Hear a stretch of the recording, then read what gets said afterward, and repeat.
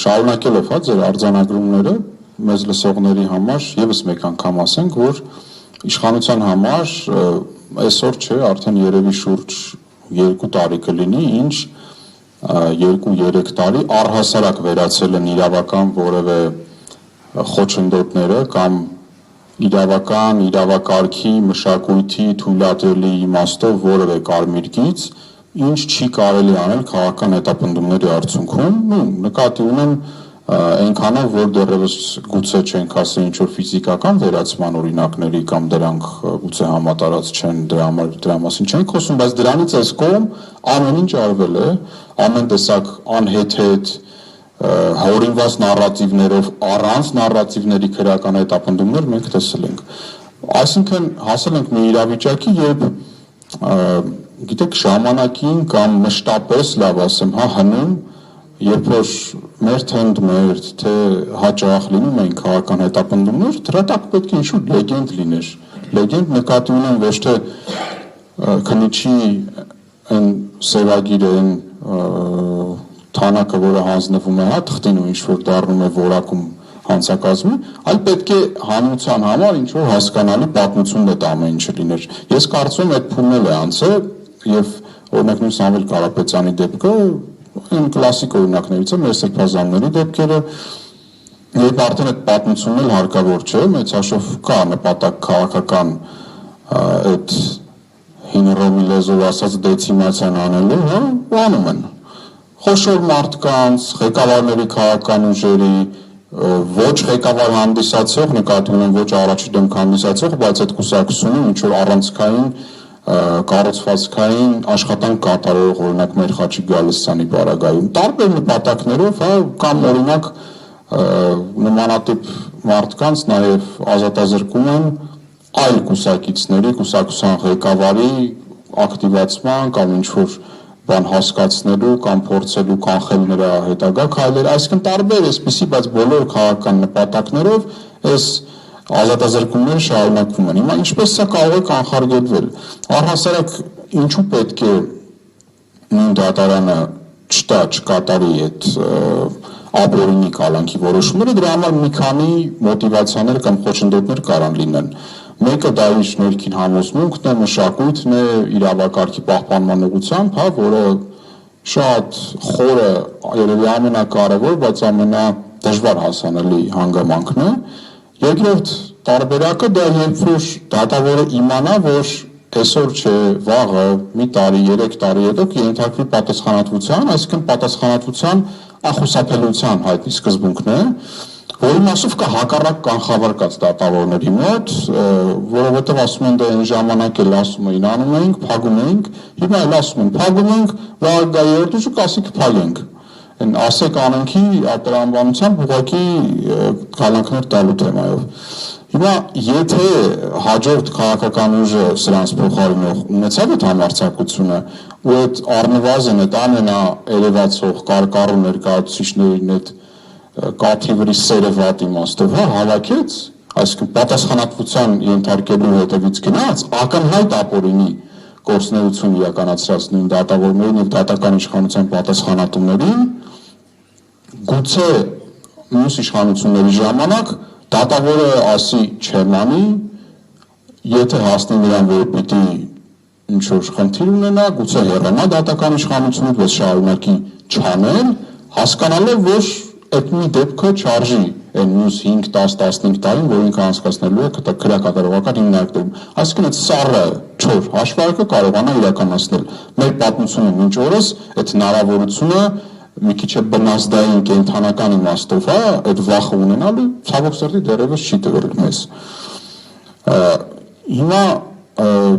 Պարոն Պողոսյանը երկար շատ եւ լավ հանգամանալից խոսեց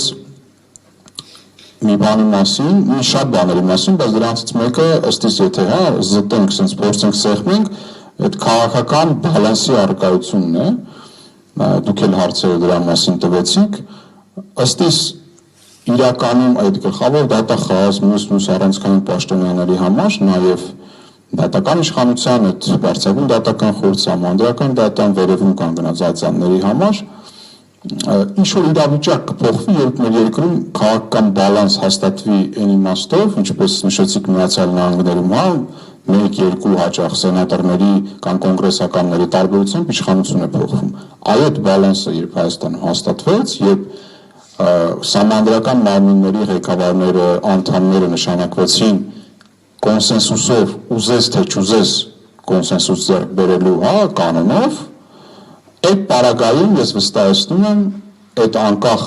հանձնաժողովների, Կենտրոնական բանկի, Բարձրագույն դատական խորհրդի, դատավորների, բերինացանների անդամները կլինեն լրիվ այլ տրամադրվածությամբ եւ կախվածությամբ։ Այդ կախվածությունը գիտեք մշտապես էլ ինչ-որ չափով կա, նույն Միացյալ Նահանգներում է կա, բայց եթե մեր մոտ դա մշտապես այդ մի հետևողուժն է, Միացյալ Նահանգներում մի գերագույն դատարանի անդամին կամ մեկին չի ասեն, 3-ին դեմոկրատներն են նշանակի, 4-ին ասենք հանրապետականներն են նշանակի եւ մշտապես էլ չեմ ասում ավելի ներքև, եթե նահանգային մակարդակում խոսենք իրանց դատախազների եւ դատավորների, քաղաքական այդ տարբերությունն ու հակվածությունը բաժանումը դեմոկրատներ եւ հանրապետականներ եւ դրանց կողմից նշանակվածներ համատարած է։ Եվ մենակ այն պատճառով չի, որ ավելի հասուն են, ավելի ժողովրդավար են եւ այլն, կա նաեւ այդ տնտեսական եւ քաղաքական բալանսի հանգամանքը, որը իր դերը միանշանակ կատարում է։ Վերջին դեպքերն էլ եթե չգիտեմ, եթե ակտիվ հետևողները նույն Միացյալ Նահանգների նորություններին գիտեն, որ վերջերս իրական մարմիններից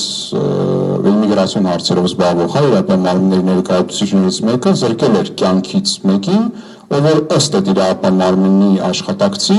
փորձել էր վրաերթի ենթարկել իրեն, այնտեղ տարբեր վեճեր կա, այդպես չէր, դրա մեջ չեմ ուզում խորանալ, նախագահի մակարդակով, որը հաճախ չի լինում Միացյալ Նահանգներում, իր խոսնակի այդ բանի դիպարտմենտի այդ կոնկրետ գերատեսչության ղեկավարի մակարդակով բոլորը կանգնեցին ի սկզբանե պաշտպանելով կրակողին, այսինքն իրական մարմնի աշխատակցին, ի սկզբանե այդ նույն սխալը կատարելով թե քննությունում կգնանք հաստատվի, չի հաստատվի, ես այսօր բրիտանական տելեգրաֆներ, եթե չեմ սխալվում, դրա վերաբերյալ որոշակի ինֆորմացիա էր հրապարակել, մի շարք քննիչներ, հետաքննիչներ, դատախազներ այն հանգամանքով պայմանավորված, որ իրենց ճնշում են անել այսպես կամ այնպես, այդ գործի հետաքննության մասով, մի շարք ասելով 1 չի, 2 չի, 3 չի, ուղղակի դուրս են եկել աշխատանքից եւ չեն կատարել այդ պահանջը, որը ակնհայտ է բոլորի համար, որ քաղաքական պահանջներ են։ Հələ իրենց պարագայում ուզում եմ հիշեցնեմ, որ կա այս interim elections կոչվածը, որը այս մոտակա ժամանակահատվածում լինելու է եւ շատ հնարավոր է քաղաքական բալանսի փոփոխություն լինի եւ հակառակը process-ը գնա, այդ օրինակ այդ քննության արդյունքում բարձվի անձը մեղավոր եւ ենթարկվի պատասխանատվության։ Այսինքն ասածս ո՞րն է, ոչ թե խնդիրը մեր մեջ է, որ մեր ազգը բոլորս վատն ենք, զարգացած երկրներում բոլորը լավն են, այլ շատ էական է, որ մենք նաեւ մեր բնակչության ընտրություններին մասնակցելու բարձր աստիճանի շնորհիվ հասնենք այդ քաղաքական բալանսի, որևէ իշխանություն նման լկտի ամբռնազբոս եւ հանցագործ ոնց որ այսօրվանն չի կարող լինել, անգամ եթե դա ֆաշիստական ռեժիմ լինի, չհասնենք բռնություններին եւ այլն, եթե նկատում ենք գաղափարապես լինի ֆաշիստական։ Եթե այդ քաղաքական բալանս, այսինքն այդ ձեռքը բռնողը ձեռքին խփող, այդ քաղաքական ուժի աստիճանը այդ մակարդակի լինի։ Հիմա նույն դատական համակարգում, եթե հիշեք, ամեն ինչ այսքան վատ չէր տարիներ առաջ, նկատում եմ առնվազն ենթարկվելիության առումով։ Հələ հակառակը, երբ իշխանապողությունը տեղի ունեցավ 18 թվականին, ունենք իրավիճակ, երբ մեծամասնությունը պաշտոնյաներ նշանակված էր նախորդ իշխանության կողմից, գործադիր իշխանությունը կտրուկ հակառակ մարդիկ էին իրականացնում եւ ինչ-որ ժամանակ կար, անգամ այս իրավական հանրույթի մեջ խոսում էին այսպիսի անկախ վիճակ երբեք չի եղել, բայց մարդիկ չէին գիտակցում, որ այդ հենց այդ քաղաքական բալանսի կարճ ժամանակն էր, որ մենք ունեցանք, երբ բոլորը չեն նշանակված այդ պահին այդ օրը գործող իշխանության կողմից։ Ինչ արեցին այս իշխանությունները, ընդունեցին տարբեր հակասահմանադրական օրենքներ, կհիշենք սահմանադրությունը հակասահմանադրական եղանակով փոփոխեցին առանց սահմանադրական դատան ուղարկելու, հետո այդ սահմանադրական դատանը մարսեց այդ հակասահմանադրական քայլերի որոշումներով, փոխեցին, մեծ մասին վերինացանների դատարանների ընդունեցին տարբեր օրենքներ, այսպես թափով կրճատեցին ներքևի դատարանների դատավորներին, քննենք քրեական դատարանների հետ տեղի ունեցած հանգամանքը, երբ կալանքի դատարաններ եղան, հետո դրանք դուրս եկան, հետո մի մասին հեռացած ստեղծեցին անվերջ թափուր տեղեր եւ լրացվեցին նոր մարդկանցով, ավելի իրենց տորյալ մարդկանցով եւ այլն եւ այլն։ Հիմա սա է, իհարկե սրա պատասխանը նաեւ նոր իշխանության գալու պարագայում ես կարծում եմ դպրոցական ժամանակվանից կրթության մեջ է իրավունքների նկատմամբ ավելի պահանջատեր հասարակություն ձևավորելու առումով, որպեսզի այս տիպի ամենի խախտման մասով ինքնաբուխ մեր մոտ մարդիկ պետք է դուրս գան փողոց եւ դժգոհություն արտահայտեն, բայց սա տարիների երկար ժամանակների ավելի շատ հարց է։ Եթե մենք խոսում ենք համակարգի մասին, մենք պետք է նպատակ դնենք, հասնենք մեխանիզմները շատ կարող են լինել, տարբեր կարող են լինել, այդ քաղաքական բալանսին եւ բաժի անխուսափելիության հանգամանքին առնվազն այն առաջին շարքում են կարկառում հրաման տվողների կամ վճիռ կայացնողների մասով ու մասով կասկած չկա, այսինքն 50-50 չի ես դատավորը պատվեր է կատարել, թե չէ, ես դատավորի մասով կան տվյալներ, թե չէ։ Բնական է խոսքը գնում է իրավական ճանապարհների մասին, երբ որ դրանք կապացուցվեն այսօրվա գործող օրենսդրությամբ։ Բայց այդ մարդկանց մասով միանշանակ պետք է լինեն քայլեր։ Չեղան այդ քայլերը, դա լինելու է օրինակ նոր դատավորներ դարձած մարդկանց համար, որ ինչի կնան ռիսկի հակառակվեն առկա օրվա իշխանությունների, չկատարեն այդ քաղաքական պատվերը, գնան տուն, կոպիտ ասած կարիերան վատնեն եւ չիմանան ինչի համար։ Եթե խոսենք, մի կողմ դնենք արժեքային հանգամանքը, հա։ Իսկ երբ որ այդ օրը կգա, որ այդ սառը հաշվարկը արդեն կլինի կատարել, մարդիկ կլինեն ճաղերի հետևում, ովքեր քավորներն են, հա, բոլորի դեմքերը անգիր բոլորը գիտեն այս ապօրինությունների, ես կարծում եմ իրական փոփոխություններ շնորհ կլինեն։ Շնորհակալություն պարոն Հակոբյան, մինչ մենք խոսում էինք դատական համակարգի եւ քաղբանտարկյալների մասին, օրինակ բեկանվեց Սամվել Կարապետյանի վերաբերյալ որոշումը տնային կալանքը տնային կալանքով փոխարինելու վերաբերյալ եւ առաջիկայում Սամվել Կարապետյանը ելի կհայտնվի ԱԱԾ քրեակատարողական հիմնարկում, այսինքն այսպիսին է մեր արդարադատության իրավիճակը եւ դուք շատ կարեւոր հանգամանք նշեցիք, որ այլևս առանձնապես չեն էլ այսպես ջանք գործադրում այնպիսի գործեր հորինեն, որ գոնե մի քիչ արդարացված կլինի քրեակատարողական հիմնարկներում հայտնվելը, այդպիսի օրինակ Վազգեն Սաղաթելյանի եւ Նարեկ Սամսոնյանի գործն է, երբ իրենց արտահայտությունը, որը որ ըստ էության քրեաիրավական հետևանք չպետք է առաջացնեն, ոչ միայն առաջացրեց, այլ այս պահին գտնվում են Արմավի քրեակատարողական հիմնարկում, Նարեկ Սամսոնյանն էլ հայտարարել է հացադուլ։ Այստեղ քրեական պատասխանատվությունից զատ ես կուզենամ նաև խոսենք հանրային պարսավանքի մասին, որովհետև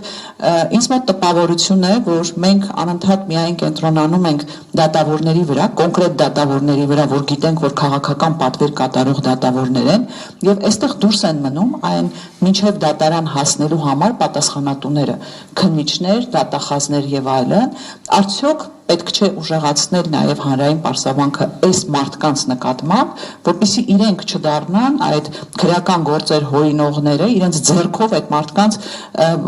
քրեակատարողական հիմնարկներ լցնողները, որովհետև սովորաբար ասում են, որ բանա, դուք այդպես միջամտում եք արդարադատության իրականացմանը եւ այլն, թե հանրային պարսավանքն էլ կարող է ազդեցություն ունենալ, որպեսզի այս հակասահմանադրական իրավիճակը ի վերջո վերջանա։ Ես կարծում եմ, որ հանրային պարսավանքը ուղղակի այն պարտադիր ատրիբուտն է, որը պետք է հետևի այդ մարդկանց իրենց ամբողջ մասնագիտական եւ ոչ մասնագիտական կյանքում, ինչին նրանք ուղղակի արժանացել են եւ ինչը նրանց հասանելիք բանն է, բարիքն է հանրության կողմից, որը պետք է տրվի։ Դա կազդի թե չէ համակարգային առումով անկեղծ կասեմ, ինձ թվում է չի ազդի։ Գուցե մեկի երկուսի վրա ինչ-որ ազդեցություն ունենա, բայց համակարգային սկսեն քննիչները օրինակ ապօրինի ազատազրկման հետևից չգնալ նմանատիպ գործերով ապօրինություններ չանել, ես այդ սինհույսերը չունեմ ամեն դեպքում, իսկ հանրային պարսավանքը ցանկացած դեպքում պետք է լինի, որովհետև համ անես այդ ապօրինությունները, համ դրանից հաճույք ստանաս, չի լինի, էլի։ ուրեմն պետք է հանրությունը ճանաչի իր հերոսներին, պետք է ճանաչի ով ասենք, այս սրբազանի կալանքի հովանավորը, այն սրբազանի կալանքի հովանավորը եւ դրանց ամենաառաջնային, սկզբնական եւ հիմնական գործը կատարողները ճիշտ եք ասում, հենց այդ քննիչներն են, հենց այդ դատախազներն են, ապանորը դատավորներն են։ Մենք ուղղակի դատավորներից խոսում ենք, որտեղ ակնկալիքն է ավելի շատ իրանցից լինելու քիչ թե շատ անաչառ։ Իրականում պարզ ասեմ, ցանկացած փաստաբանի հարցրեք,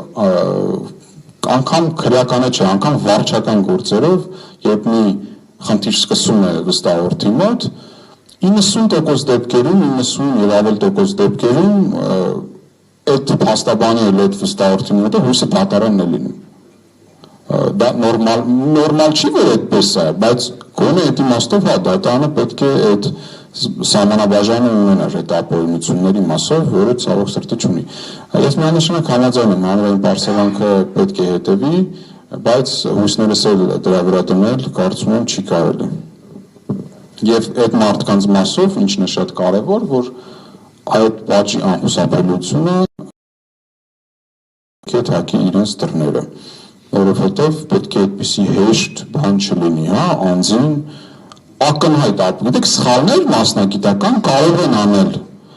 դա էլ պետք է բան անենք, հա, ամեն մի ազատազրկված մարդու մասով չի, որ պետք է ասենք, պետք է նստեն, բան անեն եւ այլ, սխալներ եւ դատական եւ քննչական գործողություններում կարող են լինել, անգամ սխալ ազատազրկումներ կարող են լինել եւ պետությունը դրա մասով արդեն պետք է գույքային պատասխանատվություն կրի, որի մասով միջալից շատ թերի են մեր կարգավորումները, շատ մեղմ են մեր կարգավորումները։ Ինչ է նշանակում մարդուն տանես 5-6 տարի օրինակ զրկես իր ընտանիքից, առողջությունից, կենսակերպից, հոգեբանական այդ մեծ ստրեսը պատճառած եւ 2-3 միլիոն դրամով օրինակ կամ ավելի քիչ գումարով ասես փոխհատուցում ենք տալու, դա աբսուրդ է։ Այս մասով մեր պետությունը միանշանակ քաղաքացիական իրավունքների տեսանկյունից չի կատարում այն պարտականությունը, որը պետք է կատարի։ Բայց այդ սխալները մի կողմ պետք է հստակ վաղը մուսոր իրականացված քննություններով հստակեցվեն ում մասով է քրեական հետապնդումը ակնհայտ ապօրինի եւ այդ մասով անձինք պետք է ենթարկվեն քրեական պատասխանատվության։ Շնորհակալություն, պարոն Հակոբյան։